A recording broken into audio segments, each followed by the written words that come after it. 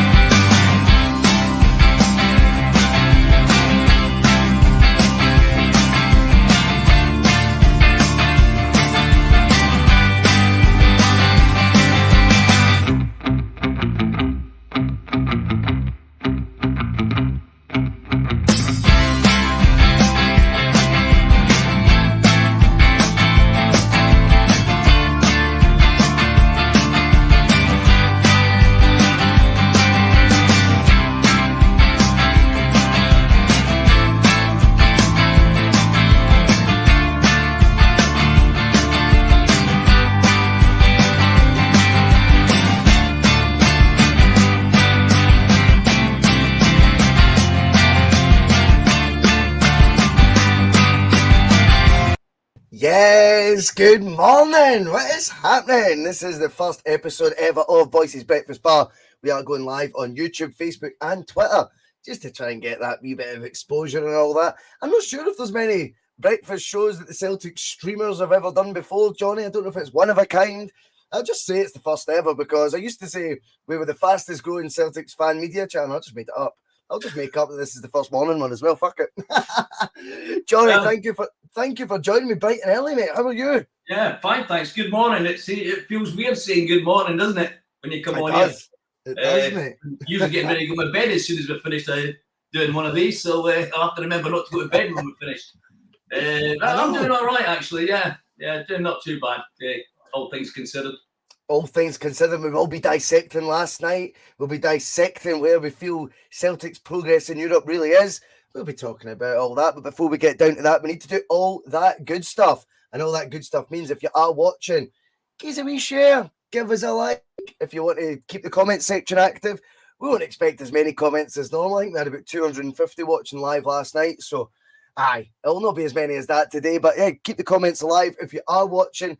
And of course, if you want to become a Bhoycie'S Bus member, as so many of you have, that is optional as well. Also, with regards to subscriptions, as you know, Johnny, I've got this target in my head. We're going to have 3,000 subs before we hit the year's anniversary of the bus. We're only 42 away now. 42 away for 3,000 subscribers, which is, to be honest with you, way beyond what I was expecting. And also, if you are watching down under, Johnny, this is what the plan is, right? Because I know I look at the algorithms and all that boring stuff, Johnny, because I'm sad. And a large percentage of our viewers watch from Australia. A large percent of our audio listeners download from Canada, believe it or not. But if you are in one of these climates like Australia or New Zealand, and this might be a really ideal time for yourself, then we are open to bringing on someone else as a regular contributor from the other side of the world, because it might be a better suited time for them than it is me. Put it that way, Johnny. I was regretting it this morning getting up. It's no problem for me getting up at this time of the morning, mate. Oh well, some folk are born to do it. I mean, there'll be people probably looking at this live on my Facebook channel going, he used to not be able to get up for 11 a.m. opening his pub. I see up at fucking 8 in the morning to do a stupid podcast, but here we go anyway. Brilliant to see so many of you already with us as well. Johnny, we'll get stuck into it. Last night it was Celtic 1, Shakhtar 1. Not quite the result we were looking for. Not quite the Champions League group phase we were hoping for either, if we're being completely honest. I think very much though, I'm going to look at this as two different sides to it. I think undeniably, your eyes don't lie. Celtic have competed in this group, right? There was no two ways about it. We watched the games. We know fine well we've had moments in every single one of the games where perhaps we could have been ahead, or we should have been level, or we should have made our dominance count. Coulda, shoulda, would us, all this sort of stuff. But then the other side of it is we've got 2 points out of possible 15, and we've not won a game at home, and we're out completely of Europe before Christmas. So we'll start with on the park. I felt last night, I watched the highlights back before we went live today, Johnny, and I felt, to be honest with you, again at times, Celtic should have made their dominance at times count, albeit with that in mind, we look at the opportunity Shakhtar had. They had the miss of the season, or the miss of all time, I think Chris Sutton called it. So. They had one in the first half where Joe Hart spread himself really well, makes a great save. They had one where they hit the side netting, where I think Sutton as well at that point says he should have scored. It's hard to deny these things, but I also accept them. I accept we're going to give away chances when we play this sort of rock and roll football. One thing we can't deny though is we also had chances for the likes of Kyogo in that second half.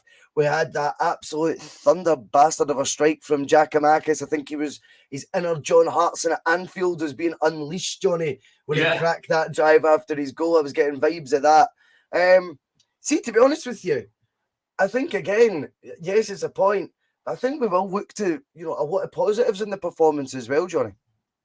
Oh, yeah, there's definitely been a lot of positives. I mean, a lot of like you just said there, overall, when you look at it, the big picture overall, it has been disappointing when you consider we were quite optimistic, if you like, at the very start.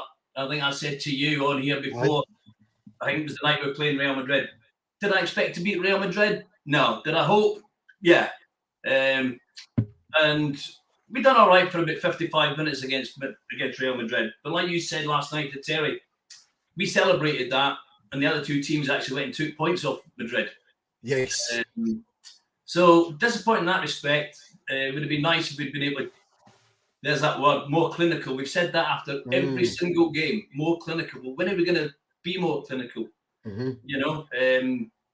So disappointed in that respect. But like you said, we have competed. I'd like to have competed just that little bit more, an extra few points on the board. At least I would have liked to have gone into Madrid with something at stake. With hope. Rather than just try to get a point for some money. With hope, mate. With hope. That's it. It's, you want to go in there with something to play for. I totally subscribe to that. I agree. It is disappointing. If you told me when the draw was made, and this is now the other side of it, because it's brilliant to say, on the part we've made the progress. Kev White comes in. Thank you for jumping on the bus, Kev. And he says we can't just walk into a competition having been away for 5 years and expect to boss it. We competed well, and it's a stepping stone. I mean, I do get that to a point, but I mean, realistically, that Celtic team haven't been out the competition for 5 years as such. I mean, it's only Cal McGregor and James Forrest that have really been, and Joe Hart, I suppose, has been away from it for 5 years, albeit with a different team. The rest were new to, sometimes that can work in your favour. I think when I was going into it, Kev, to be honest with you, I was quite hopeful that we could actually catch a lot of the regular Champions League teams that we may or may not face in the competition off guard. I thought because we were a fresh team in it, that our style might be the absolute perfect, unpredictable nature that could catch the competition off guard. It wasn't to be. I do take the point. It's a learning curve. I'm inexperienced with it. But I also think we need to caveat it with, it's not as black and white as we expect to stroll it or we get 2 points. This has been really, really one of the difficulties when critiquing this Celtic team right now, that I feel the fans are, last night we were talking about, did we spend enough for a Champions League campaign? When you look at the expenditure in the summer, and the first comment we got back, Johnny, was, no, we can't go bust like Rangers did. I'm like, there's a huge, huge, huge ocean of spending you can do in between bust and competing, Johnny. That I don't think we quite swam in. I think we dipped our toes with a couple of signings, but we didn't swim in waters that I think we could have when it comes to tooling up for the Champions League. That's a different debate, though. But in terms of our points tally, yeah, okay, we can't expect to go in there and we can't expect to qualify from any Champions League group.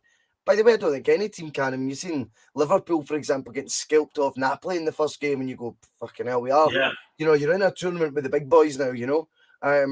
So whilst you can't expect to qualify from these groups, Johnny, you can certainly hope that come match day 7, as you say, I think you can definitely hope, Johnny, to still be in the mix for something.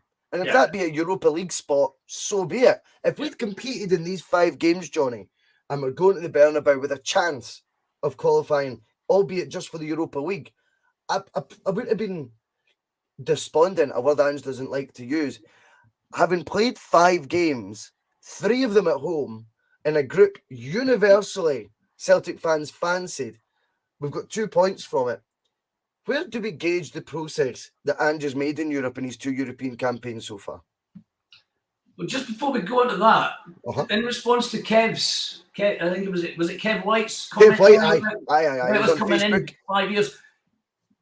I'd like to have a look at that Shakhtar Donetsk team, and you think of the circumstances there and now. I think when we played them, was it 10 years ago, whenever it was we played them, they were full of Brazilians because they had the money to go out and buy all these Brazilian players. They had at least 3 or 4. What have they got now? They've got 11 Ukrainians who aren't playing that much football, haven't played that much football since February. And how much experience do they have in the Champions League? All right, they've got one potential upcoming superstar in that Mubarak. I mean, he's just sensational. But how much experience Champions League did all these guys have? And that's where I would sort of push back a little bit on that, because their guys have got some level of experience, and some of them have, or they've played at higher levels than Scotland potentially. I don't know what the standard like in Japan. If Maeda could score 20-odd goals in a season, it might be a little bit of a dip. But shots fired already. But as far as our progress goes, we're making progress. I mean, we didn't even get there last year at the end of the day, did we? I mean, the one bright spot I found last night is at least we haven't been pumped out of 3 European competitions before October this year. Yeah. You know what I mean? Because that's usually what gets fired at us, like, you know, the first team to get knocked out of 3 competitions before Christmas and things like that, like, you know. So we are making progress, but we need to make more. I mean, we need to look at the players that we buy. We spoke about it just at the start of the season. Did we strengthen the squad? Ange told us that we were going to come back bigger and stronger. And I think you and Terry touched on it last night. We thought we'd actually improve. We decided we'd improve the squad. I think the Champions League might have shown we haven't improved it as much as we might have thought we had. I take your point there. I think the debate for me would be, I think Celtic did improve the squad. Did they improve the first team? That's the big clincher for me. Is like, I think the squad depth, you know, I think we've brought in players of a level that they can come in to do a job if needed, but realistically, I think anyway, when you're going into a Champions League campaign, I think Terry used the word last night, stardust. I think Haksabanovic looks first team ready. Jens, is he better than Starfelt? If he is, it's not by much. I think they'll be in competition for a starting berth. Haksabanovic, I think, has a bit of star quality. Other than that, I'm not sure we've went out and improved the first team, whilst I do think we've improved the squad.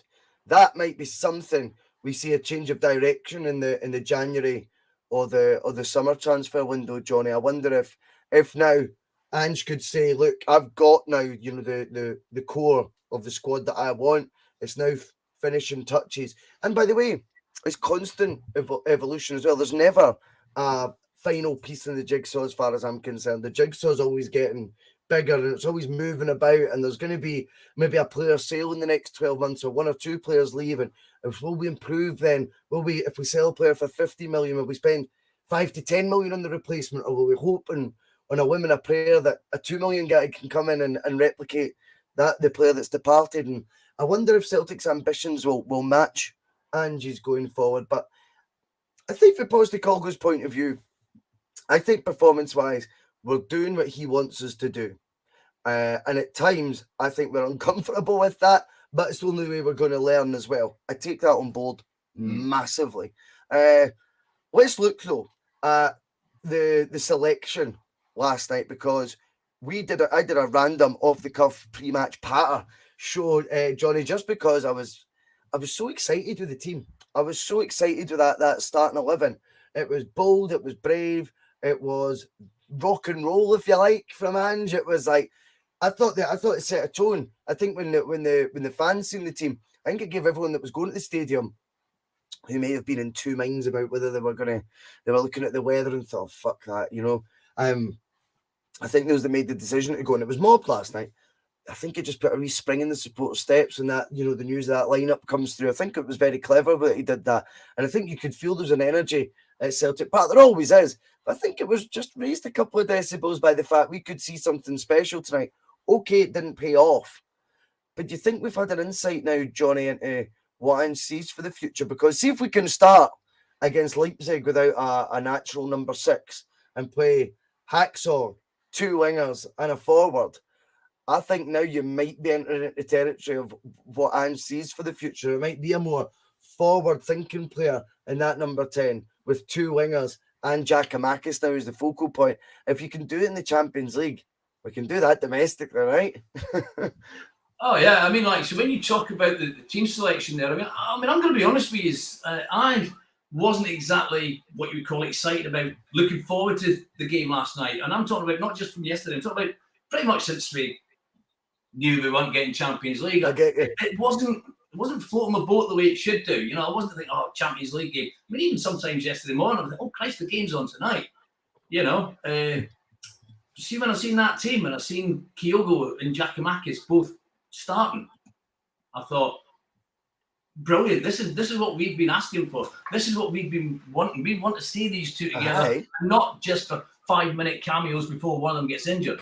We wanted to see them on from the start, and that got me excited. So it's like you said, the team selection. I thought he's going for this tonight. As you said, though, it didn't quite come off. And do you think it will be something though? Now, do you think we've had a wee sort of look behind the curtain now, Johnny, at what the next sort of evolution or the next phase of Angie's project is going to look like? Do you think he's got to a stage now where he's going, I now want us to go for the kill? Because one thing he's learned this season is, whilst we've racked up our record ever away win with a 9-0 win at Tannadice, Kev White comes back in and he says it was 68 attempts at goal in our 5 Champions League matches and only 3 goals. One of them was an OG as well, I think we need to remember. Yeah. I mean, he's seen the best of both worlds when you weigh it up like that. Record away win of all time. And only 3 goals from 68 in the Champions League. How does Ange solve it? And I like the fact that this is the guy we were promised to come in and manage the team. Was how do we solve it? Well, Ange will fucking go all out then. That's fine. And we've seen a bit more of that last night. And with that, yes, it's gonna leave opportunities at the other end, but we know that. But the one thing I do think is, by playing the formation that we've seen last night, I would like to see it adopted now a bit more.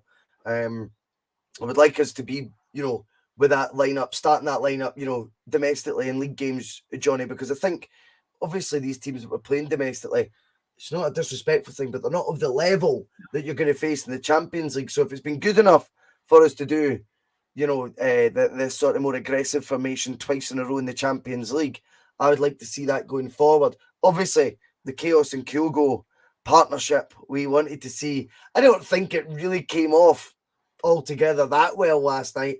But I do think as well, a lot of that's down to the fact you've got Giakoumakis only making, I think that was maybe his 5th start of the season. Yeah. And his starts always seem to be spaced out. He never seems to get that consistent run he desperately needs. And then you combine that with a Kyogo who, for the love of trying, he's out of sorts now. He's out of confidence. He's out of match sharpness. It's frustrating watching him because you know he's capable of so much more, Johnny. I felt that was epitomised in his finish. Just to be dip 37 now, I think the only way to arrest this is play them both. I give them a wee run together in the team now. And I know we've got loads of options going forward, but to me, these are the two of the standout players now. And I just think with Europe kind of out the way, albeit the game at the Bernabeu, and that'll be lovely. And we can treat that as a tourist match that people treat Celtic Park like and all that, Johnny. But I think now we can, I would like to see the two of them play and maybe build up each other's trust and, you know, playing together and build up a bit of chemistry there because they've got so much to offer. Yeah, definitely. I mean, we've been saying that for quite a while. And all right, I'm not saying every single game we have to play the two of them, but certainly home games, you should be playing the two of them. And the only way you can build up a partnership is or form a partnership is to play them together. They're not going to. Nobody forms a partnership 5 minutes here and 10 minutes there. It's got to be done over a period of time. And training with each other, although it's going to help, it's not going to do the job. So Get them on the park, get them playing together. So that they always say that good partnerships always have almost like a telepathy about them. You know, he doesn't have to look to see where Kyogo is, or he shouldn't have to look where he is. I know he's going to be there. It's almost like you're talking about it with Abada the other night there, how he goes in at the back post. You could pretty much say somebody on the left wing, be it Burnaby or Taylor, I know I can put the ball towards that back post area, and Abada's going to be coming in there to get it. I don't have to look for him. I know he's going to be there. And he knows I'm going to put it there. I love that, Johnny. Johnny, I love that because I think as well, see when you think about chemistry in the team and partnerships being built up, it doesn't always take that many games together for it to happen either. Prime example being the man you just mentioned there, Taylor and Haksabanovic, to me, work so well together. And it's only took a few games in a row of them playing together for this to happen. Not even pro games, Russell. I know. We know that. We know he likes the half-time swaps or the triple swaps. But we also have to be honest, Johnny, that this is a mental stat. See, for the amount that Giakoumakis and Kyogo have brought to the Celtic side since Postecoglou took over, and since we entered this new Ange era, see when you consider their contributions, wait for this, that was the second time ever they'd started last night in the same team. Second ever time. Now, I find that quite hard to believe. Steve O'Matt is looking at that being maybe a wee bit of stubbornness on Angie's part, and he's concerned because it didn't work last night, albeit in a massive game. He'll probably think he's seen enough to think it doesn't work. One thing I will say on that, Stephen, I know exactly where you're coming from, pal. The one thing I'm going to say back to that, Johnny, right, is I feel that Ange actually dropped his guard a bit last night, and any worries or concerns I had about him potentially making decisions out of favouritism we've spoke about on the bus, a wee bit of having his favourites or a wee bit of bias, I think he dropped that, to be honest with you, last night. And that takes, if there has been an element of stubbornness in it, that takes a bit of humility. And I like that side to him. If you can go, do you know what? I never thought this would work, but I'm willing to try it.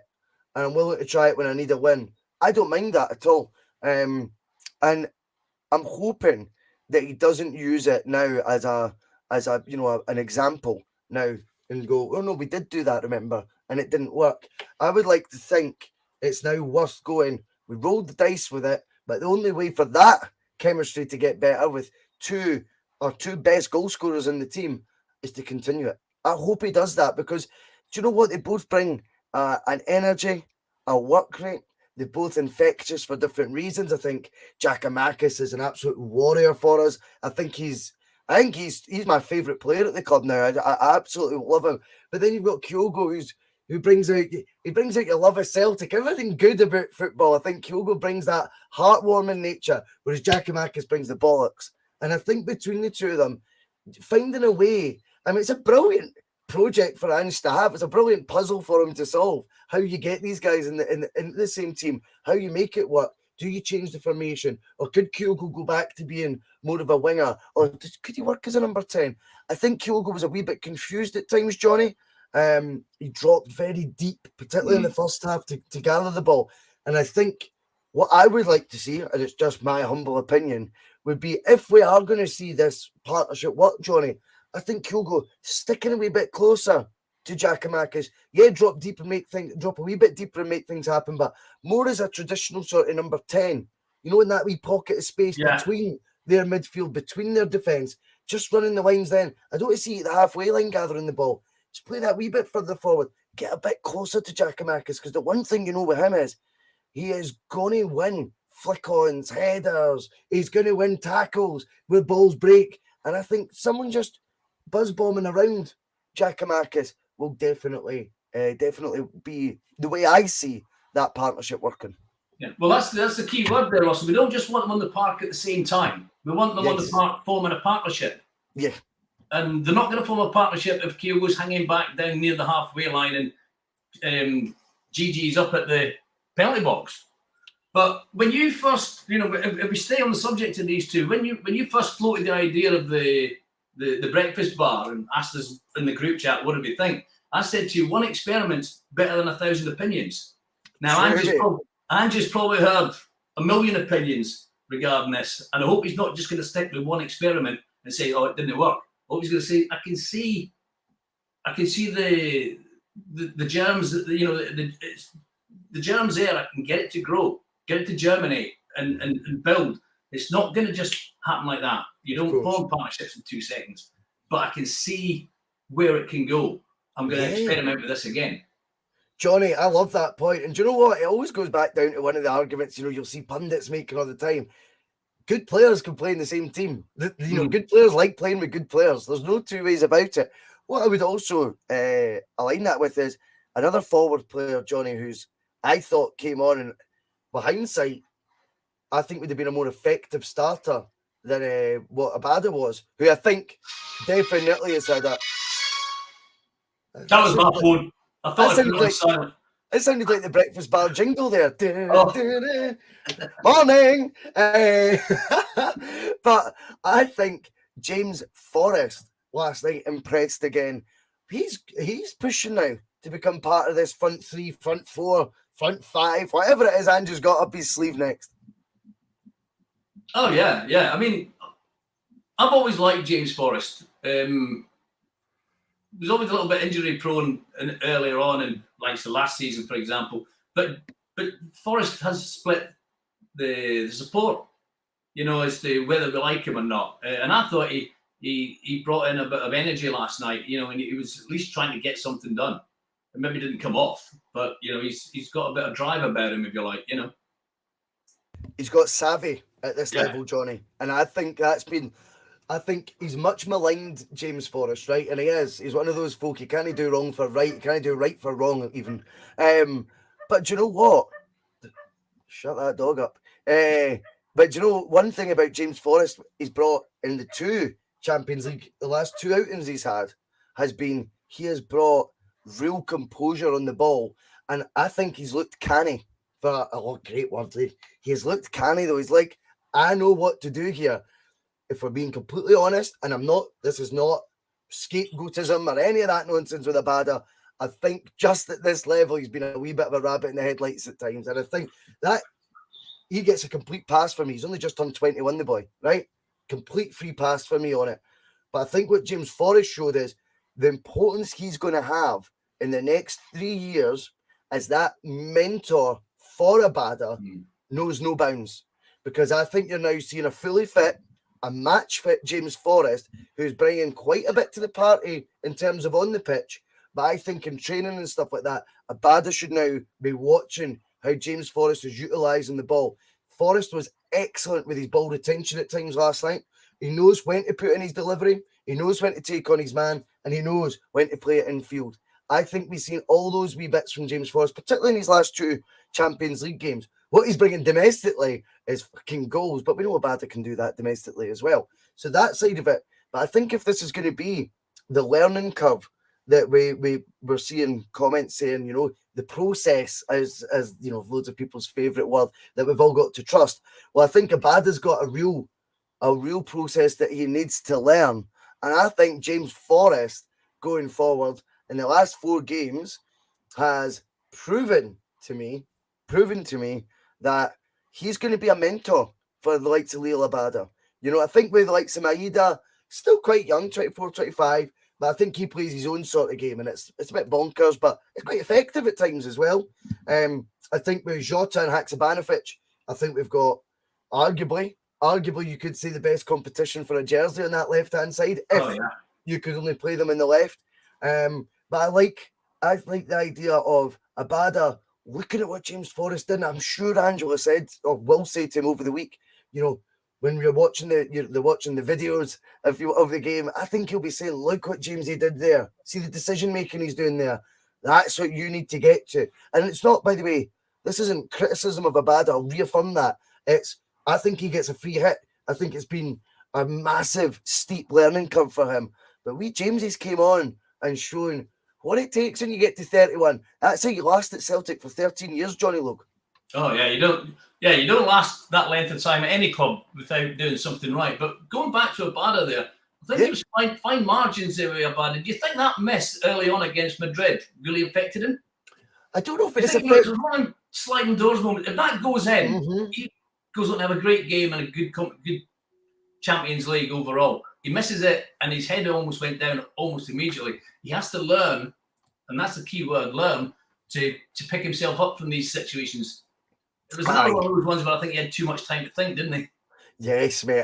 But I think that's what I think with Abada, it might just be one of his one thing he's guilty of. Give them time to think, and he's definitely not quite there with the decision-making process. Give him half a second though to not think and just act, and he's quite deadly. I think that's what he's one of those type of players where didn't give him time to think. If when he does those ghost runs into the back post, they tend to be first-time finishes as well that are extremely impressive. Going back to your point, do I think that set the tone for him? I don't know if that set the tone or we got an insight as to what to expect from him at this level. There's a wee bit more pressure on him. He's a wee bit nervy. He's a wee bit starstruck by the occasion. And like I say, it's this is not a, singling Abada out for unfair criticism. He's very much a work in progress at this level. And I think, there's David Logue, who will be joining us next week for the bar, because it's going to be you and David Logue, your laddie, that are what do you call it? Something in and off. Interchangeable. That sounds good, mate. That sounds good.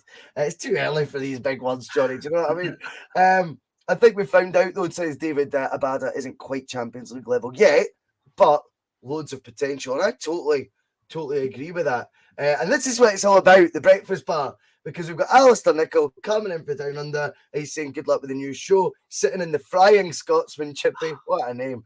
And QLD waiting on my dinner in Queensland. I just love that. I love that. A big shout out to you, Alistair, mate. And everyone who has jumped on the bus. There's 44 watching right now, which is more than I thought we would get for this time of the morning. But it's I was just wondering where Alistair exactly is in Queensland, because it's a beautiful part of the world, that, Aye, that's where he lives. So me and Alistair, we get a wee bit of banter on the old Facebook quite a lot. So I get in the comments, Alistair, and let Johnny know. Joe McAleer, not quite Queensland, he's in Aberdeen.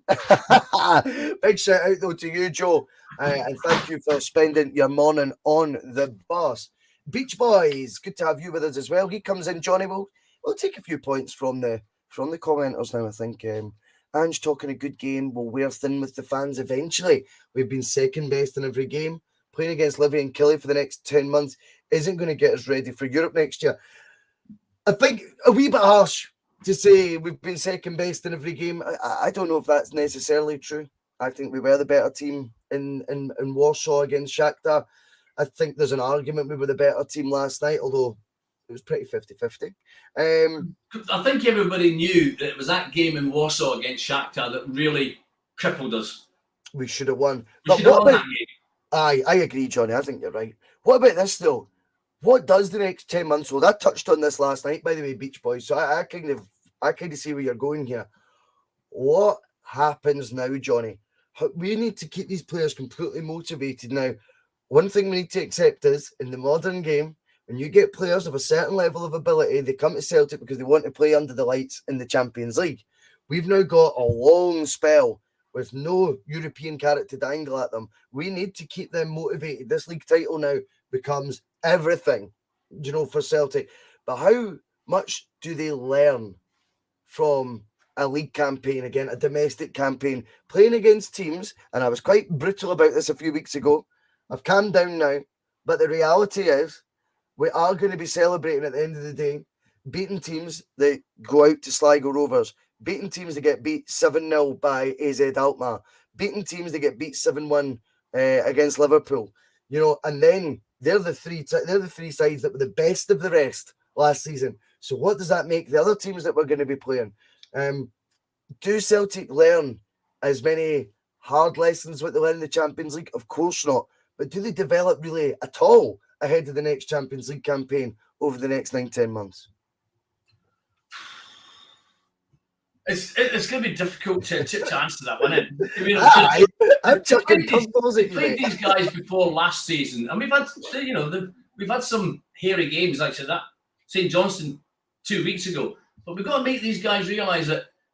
Did you ask them the question? Did you enjoy the Champions League? All right, take away the results. Did you enjoy playing in the Champions League? Did you enjoy playing against Real Madrid? Is this what you want to be doing? Because if you want to do it again next year, there's only one way to guarantee it. You win the fucking league. It's the only way to guarantee it. We don't want bloody qualifiers or any nonsense like that. So get out there and beat these guys that are standing in front of you every week. How much they can learn from, and this is the problem we've always had it, and we're always going to have it, Russell. But we play in Scotland and we play against teams that aren't or shouldn't be at the same level as what we aspire to be at. So difficult to know how you can really develop and play, you know, and learn more by playing the same teams that we've been playing for the last 12 months that they've done, and they're going to have to do it again. But the incentive's got to be, we need to get back to that Champions League, and that's where you want to be. It's where you deserve to be. Get out there and show it. And don't have last-minute winners against the likes of St Johnstone. Well, the one thing we do know that they can learn from a title race, which it may or may not be, I'll be honest right now, when we look domestically, Johnny, I'll be honest, I think Celtic could pull away in the title race, right? I'm not even saying that, you know, to slag off the opposition or anything like that, but I feel that they're on the ropes right now, and I think they're going to hold off doing anything with a manager to the World Cup, which could be fatal for them. But if it were to be a title race, I'm not saying I want Rangers to hang in there with us or anything, but I think the players might learn a bit more if there is a title race, because it's brilliant for the mentality. It's brilliant being under pressure every single game you go into. And of course, there's an element of pressure every game you play when you're at a club like Celtic. Of course there is. And that can stand you in good stead. That can get you that winning mentality. But if the wheels are to fall off across the city, and I'm not saying they definitely will, I think there's a chance. I think there is a chance that we could get quite a stretch on. That would be more detrimental, I think, to whatever progress we're going to make domestically, if it is to be a sort of coasting to the title. I think a title race would benefit us. Am I advocating for a title race? Oh, I don't know about that. I mean, I don't know. I think your heart's got to reel your head sometimes. You go, I just want Celtic to win the league, because as you say, the riches that come with that, and then that guaranteed group place is massive. Because again, as we've seen with the coefficient getting absolutely hammered this season, Johnny, it may well be a wee while till we have automatic group placing again for winning this league. So it could all boil down to, you know, this being the last time for a wee while that we get that guaranteed place. Other teams won't step up in Europe, and if we ain't bringing in coefficient points, Rangers haven't got registered a win in the Champions League, then there's no coefficient points to show for it. So yes, I would like us to ensure that we win the league. But when you think about it with your head, the way the team's going to develop and the way the team's going to still make strides of progress and tangible progress is probably going to be if they're getting pushed by their rivals all the way. If that ain't happening, then it could hamper the progress of the team. Johnny, we've got a game. Go on. What I was going to say was, and I think you're going to lead on to it anyway, with fair, Russell. I didn't really think that this early in the season we'd be talking about. I think this weekend could be quite pivotal, whether there's a close title or whether it's going to be really pivotal, probably more for Rangers than for ourselves, because we've got to go to Livingston, which is not our favourite No, place to far visit. from it. Far from And it. Rangers have got Aberdeen coming now. If Aberdeen want to continue being, because they're doing not too bad at the minute. They started well. They had a bit of a stumble. They got a right hiding off. Was it Dundee United went up to Pretoria and done them 4-1? Mm-hmm. So if Aberdeen want to start showing their manager what they're all about, they want to go to Ibrox and win. Now, if they go to Ibrox and win, and we win at Livingston, then I think that's going to be quite a telling weekend, because we're obviously on the Sunday, aren't we? Rangers play Saturday, we play Sunday. So I think, surprisingly as it might seem, I think this is quite a pivotal weekend for the title race. It's because if all goes well, we could be 7 points. If everything goes the way we want it to go. Johnny, it's not even ifs and buts that you're talking about. I think you're talking about very, very realistic potentials happening this weekend. And do you know what? I think the one thing we will be able to say as well, and it may well be if it's that way it goes at this weekend, and of course we'll be celebrating if it does massively. But I think you would then be probably come May looking at October as being the month that swung it, because we've dug out a couple of brilliant wins. We were playing against I don't know how many men at the weekend there at Tynecastle, and we managed to get the job done, a 7-goal thriller. Of course, as you touched on earlier, we had that late goal against St Johnstone. Now it's not a happy hunting ground we go to when you look at the Spaghetti Had, the Tony Macaroni Stadium. What a name for a stadium that is! But it's not been a happy hunting ground for Celtic historically. It's a place where we have struggled at times, but were we to get our 3 points again there, by hook or by crook, or by playing some swashbuckling football, whatever way we do it, I think it'll be very interesting to see how the results combine this weekend. But we go into it from a good place, I still think. One thing about the group stage that we experienced the last time we were in the Champions League was pumpings, mate. We've not been pumped by anyone this time round. We've not been pumped by anyone. The confidence should be high from the result at Tynecastle. And I think we've got, there's a game tonight that I know Bob's in the comments, and thank you as always for watching. But if he's been completely honest with us, he'll be shitting himself from the game that's coming tonight. I mean, Napoli are arguably the informed team in Europe right now. Them and Man City, you would say. Napoli could do a job on them. I think Napoli put 6 past Ajax. They put 4 past Liverpool. Like, they're a proper team. So it'll be, they could be going into this game against Ibrox with their confidence levels even lower than what I think they already are. But again, yes, we're speculating. It's ifs, buts, and maybes. And we'll find out. Johnny, that has been 45 minutes on the Breakfast Bar. We will call it there. Thank you so much for everyone in the comments, listening and jumping on the bus ahead of your shift. It's been good to get a blether with Johnny as well. As always, a big thank you to you for coming on. This will be the Midweek Morning Show. Every Wednesday morning, we will be on between 8 and sort of 9 a.m, 45 minutes to an hour. I know everyone's got their work probably coming up. Just, a working class hero is something to be, in the words of John Lennon. I'm going to go walk the dog and then get ready for my shift as well. I hope everyone has a brilliant day. Thanks for jumping on the Breakfast Bar. We'll be back tomorrow night for the TNF. Cheers again, Johnny. Cheers.